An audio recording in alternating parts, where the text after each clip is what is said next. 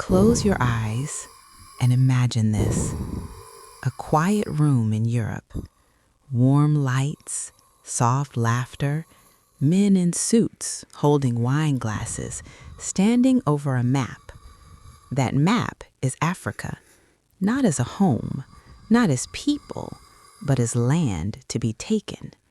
This is not a story. This is history. In 1884, something happened that changed Africa forever.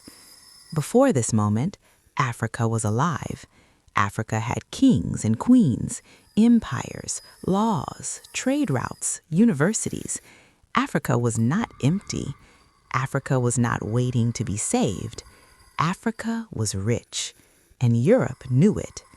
Factories were growing. Machines were hungry. Europe needed raw materials.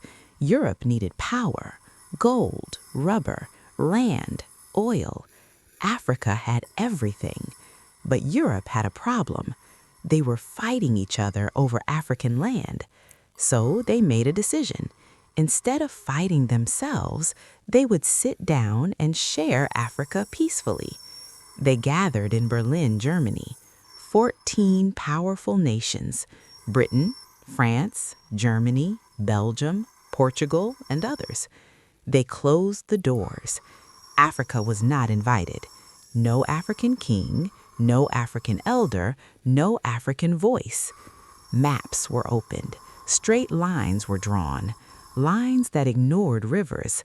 Lines that ignored cultures. Lines that ignored blood. Families were separated. Tribes were divided. One people became many countries. Africa was cut like meat on a table. One man wanted more. King Leopold II of Belgium. He took the Congo, not as a colony, as his personal property. Hands were cut off. Villages were burned. Children were killed. Millions died. And Europe called it civilization. They said they came to help. They said they brought light, religion, education. But what they really brought were guns, chains, forced labor, fear. Africa fed Europe's wealth with African blood. When the meeting ended in 1885, Europe celebrated, but Africa began to bleed. The borders you see today were drawn in that room. The ethnic conflicts, the political instability, the chaos, all planted in Berlin.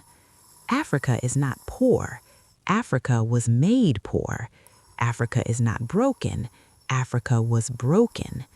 The Berlin Conference was not just a meeting, it was a crime, a silent crime with loud consequences. And the most painful truth? Many Africans do not even know who did this to them. But now you know.